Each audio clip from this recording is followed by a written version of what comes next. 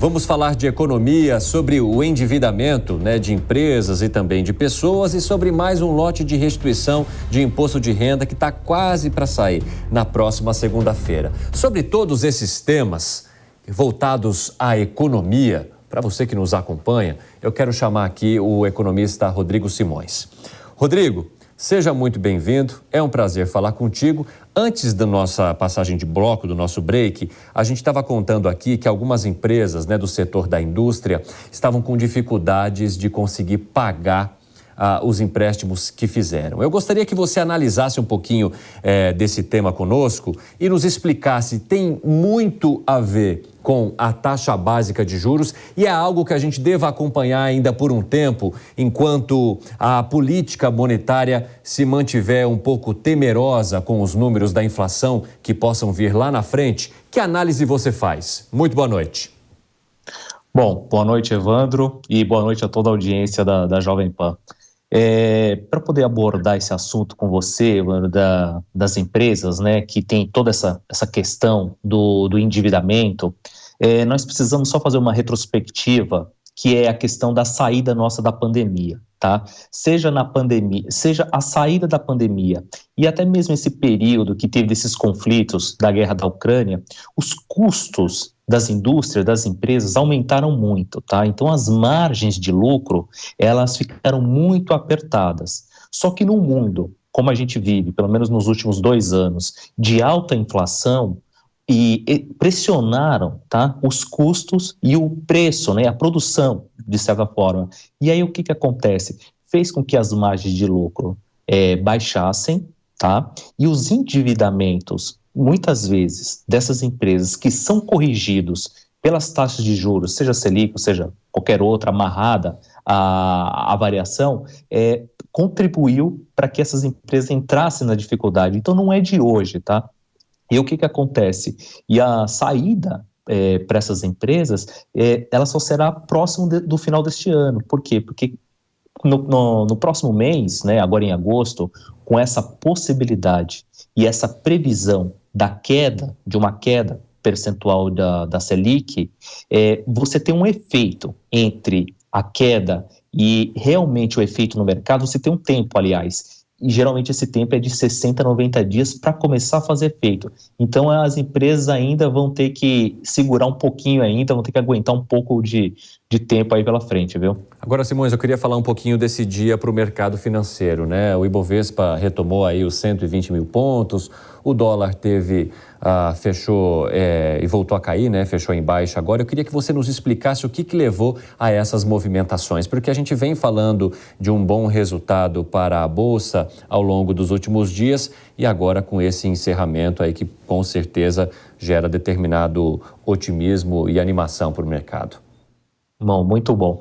O Ibovespa, atingiu aí seus 120 mil pontos aí, foi a segunda maior alta deste ano. E o que aconteceu? Um dos principais motivos disso é o seguinte: hoje foi um dia de vencimento de opções, tá? E o segundo foram os dados que os analistas de mercado acabaram obtendo. Primeiro dado é o seguinte: é a curva de juros futuro caindo, tá? Então isso animou, de certa forma, os investidores. Segundo, caíram por quê? Por causa da expectativa de um corte na Selic de pelo menos meio ponto percentual. No início, havia-se uma expectativa de 0,25. Eu já havia falado, há uns 2 meses atrás, que nesse próximo corte poderia chegar a meio ponto percentual, e a maior parte dos analistas já vem acreditando, pelos estudos, pelos modelos econométricos, vem acreditando que já pode ser um corte maior, com mais força. E isso animou e acabou ajudando a puxar esse percentual para cima, e para os investidores isso foi muito bom, tá? Agora, Simões, olhando esse período agora e quando a gente fala de volatilidade, de que forma que a gente consegue avaliar esse cenário e entender se essa volatilidade ela se intensifica ou ela diminui quando a gente tem esse tipo de estabilização e esse tipo de otimismo em relação ao mercado financeiro? Bom, é uma boa colocação, é um ponto bem profundo que você coloca aqui, Evandro. O que acontece? Essa subida da Bolsa não é uma subida como a gente pode dizer, que a atividade econômica ela está a pleno vapor e se recuperando, e que a questão fiscal está resolvida, que nós estamos com a taxa de juros no patamar certo, não. Isso é só um fôlego, tá? Que o mercado de capitais está tendo. Por quê? Porque vai baixando a taxa de juros, os investimentos em renda fixa vão perdendo atração, vão deixando de ser atraentes. Aí as pessoas, para poderem ter um pouco maior de retorno, de rentabilidade, elas vão acabar tendo que ir para o mercado de capitais. Então, esse aumento, a gente ainda pode ter, tá? O Ibovespa pode chegar a 122 mil, 123 mil pontos até o final do ano, tudo bem, isso pode acontecer, mas muito vai ser por causa da queda da taxa de juros, mas não de fato que o governo arrumou as finanças, que a questão fiscal está resolvida, que foi feita uma boa reforma tributária e que aí o mercado de capitais dessa vez vai voar com todas as turbinas ligadas. Não é isso ainda que a gente enxerga aqui do mercado e também a gente não enxerga isso ainda vindo da academia como eu venho, por exemplo. Agora, você falou um pouquinho sobre reforma e a gente tem visto o ministro da Fazenda, Fernando Haddad, onde ele está, a palavra reforma está junto. Ele inclusive falou sobre a possibilidade de uma reforma para o imposto de renda no ano que vem, né? Uma discussão que deve ficar mais lá para frente.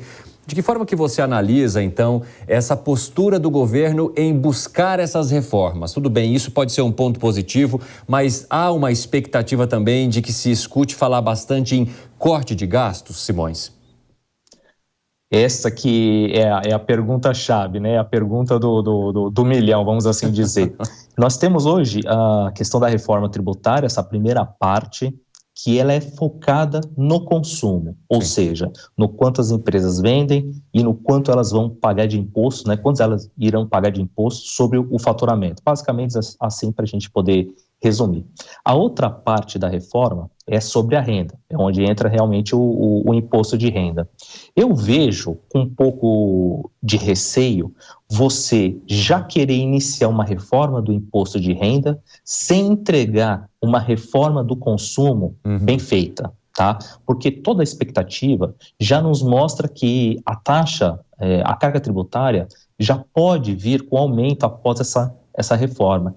Então, assim, isso deixa os agentes de mercado com receosos, porque, assim, se a tributária já não está clara, primeiro a gente falando das alíquotas, né, a gente sabe que vai ter o IVA e tal, a questão que nós precisamos de uma reforma que facilite, isso aí ninguém tem dúvida, isso aí ninguém é contra.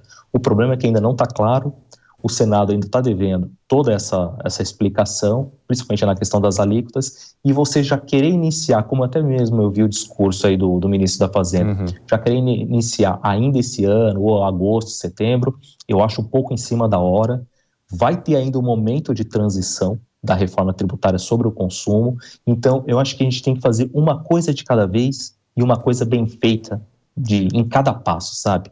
Para poder trazer segurança. E aí até mesmo para a gente poder conferir se realmente essa reforma vai nos trazer maior carga, se vai manter ou se vai reduzir. Reduzir eu acho difícil, viu? Simões, eu quero aproveitar que a gente está falando de imposto de renda, porque na próxima segunda-feira a Receita Federal vai abrir a consulta ao terceiro lote da restituição. Ao todo, 7 bilhões e 500 milhões de reais serão distribuídos no próximo dia 31, contemplando 5 milhões e 600 mil contribuintes. Desses, 1 milhão e 600 mil não tem prioridade legal. Para saber se foi contemplado, para você que nos acompanha, é só acessar a página da Receita Federal na internet, vai clicar ali na opção Meu Imposto de Renda e depois em consultar a restituição. Mas contigo, Simões, eu queria saber se esse volume traz o impacto ou algo que seja esperado para a nossa economia. Bom, essa parte da restituição ela é muito importante e pelas análises, até mesmo de anos anteriores, Evandro, e toda a audiência, o que acontece? Em torno ali de 30%, 40% das pessoas que recebem essa restituição, elas usam para quitar dívidas, tá? E a maior parte, geralmente é mais do que 50%, elas utilizam para o consumo. Por quê? Inflação alta, o aumento de renda não acompanha, então o pouco ou muito da restituição acaba indo a maior parte para consumo e a menor parte para quitação de dívidas. Claro que se as famílias conseguirem se organizar e se planejar, utilizando a restituição, o passo melhor a ser dado é fazer a quitação de dívidas, porque quando você tem condições de quitar com um bom dinheiro de entrada, o banco ele consegue um desconto maior do que você ficar empurrando a dívida e transformar toda a restituição em consumo. Mas aí é aquele cobertor curto, principalmente das famílias brasileiras, né? Pago a dívida ou eu consumo hoje? Né? Paga a dívida ou sustenta a casa? Esse é o grande dilema aí que todo brasileiro passa aí nesses últimos anos aí. Simões, eu quero finalizar a nossa entrevista só te fazendo uma pergunta que é um debate que está bastante intensificado nos últimos dias. Você também faz uma avaliação de que a próxima reunião do Comitê Monetário do Banco Central deva trazer algum tipo de diminuição? Há todos os indícios que mostrem que esse seria o caminho, reduzir parte da taxa básica de juros aqui no Brasil? Bom, na minha análise, Evandro, sim, eu faço essa análise e as chances, tá? As chances são grandes da redução da taxa de juros. Por quê? Porque os modelos de previsibilidade de inflação, quando a gente olha no retrovisor e faz as projeções, utilizando os cálculos de regressões e tantos outros modelos que até mesmo o Banco Central utiliza e nós da academia também, a taxa de inflação para 2023 já está ali próxima de 4%, até um pouquinho, às vezes, abaixo, tá? Para o ano de 2024, já está ali próximo também da meta, não estourando ali o teto da meta, então já abre um bom espaço para o corte de juros. Claro que a economia desacelerou, enfraqueceu, ou apesar de todo mundo ver aqui os dados do agronegócio irem bem, mas os serviços e o comércio vem sofrendo. Maio, praticamente o comércio também teve uma boa queda, mas faz parte, porque é um remédio dolorido, né, doloroso, que a gente utiliza, que é a taxa de juros, para poder segurar a inflação, mas o efeito é o quê? É a redução da atividade econômica.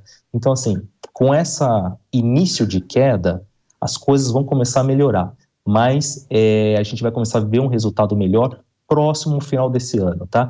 Agora, em agosto, se a gente tiver uma redução, já começa a clarear um pouco mais os cenários, os investidores já começam a entrar naquele ritmo de outras reduções para as próximas reuniões. Eu acredito que a gente vai caminhar aos pouquinhos, mas tudo depende aí do que o governo vai trazer aí nessas próximas reformas. Isso vai ser fundamental para a coisa ou continuar melhorando ou piorar um pouco, talvez, não sei. Rodrigo Simões, economista, obrigado por conversar conosco nessa sexta-feira à noite. Até a próxima. Evandro, eu que agradeço e agradeço a todos os ouvintes da Jovem Pan e desejo uma ótima noite a todos. Bom fim de semana.